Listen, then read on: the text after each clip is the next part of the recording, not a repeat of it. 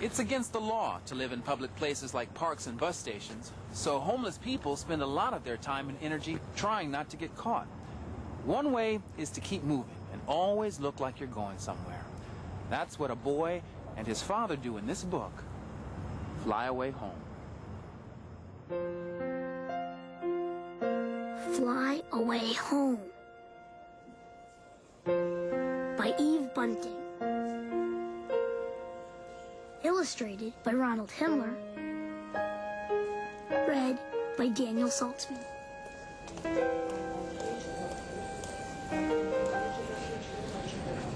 My dad and I live in an airport. That's because we don't have a home, and the airport is better than the streets. We're careful not to get caught.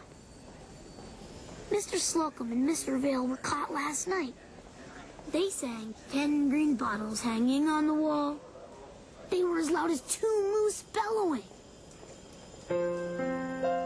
Dad says they broke the first rule of living here.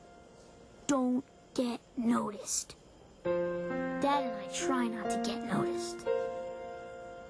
He and I wear blue jeans and blue t-shirts and blue jackets.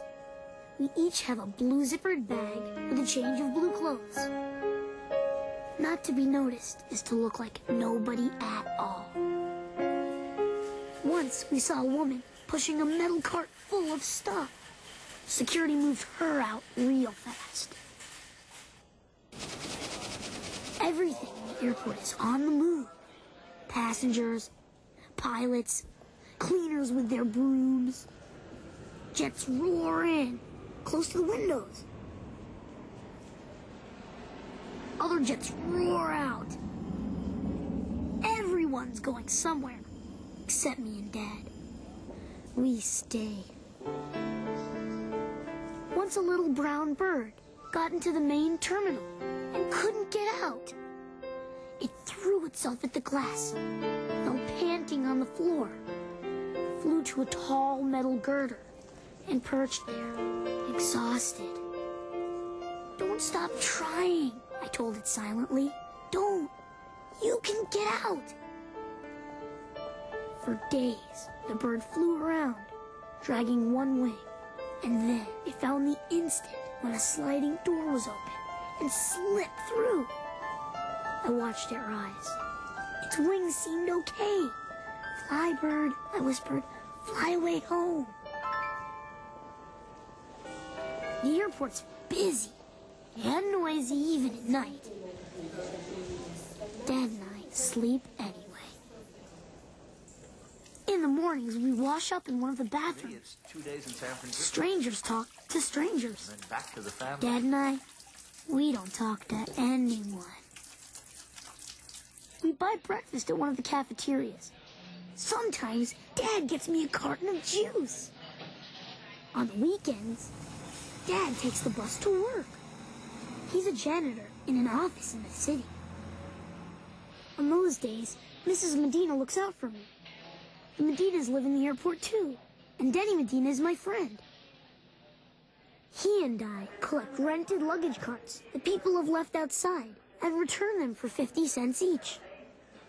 If the crowds are big and safe, we offer to carry bags. Get this one for you, lady. It looks heavy. We hope the people give us tips. When Dad comes home from work, he buys us all hamburgers. If Denny and I have had a good day, we treat for pie. But I've stopped doing that.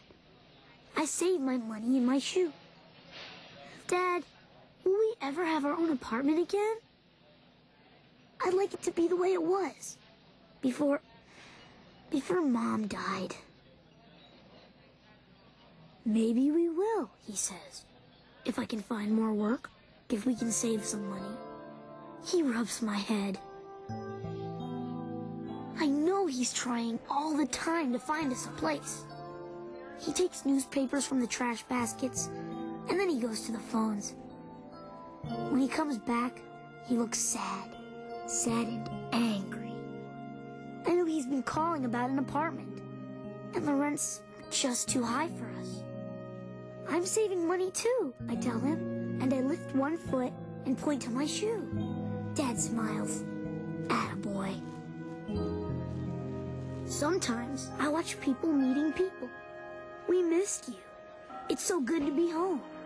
Sometimes I get mad and I just want to run at them and push them and shout, "Why do you have homes when we don't? What makes you so special?" That would get us noticed, all right. Sometimes I just want to cry. I think Dad and I will be here forever. Then I remember the bird. It took a while, but a door opened. And when the bird left, when it flew free, I know it was singing.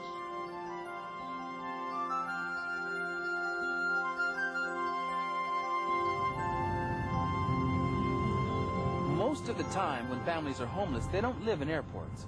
They stay in shelters that are run by charities or the government. A shelter can provide some things, like a roof over your head, maybe even a hot meal. But it's not the same as having your own home.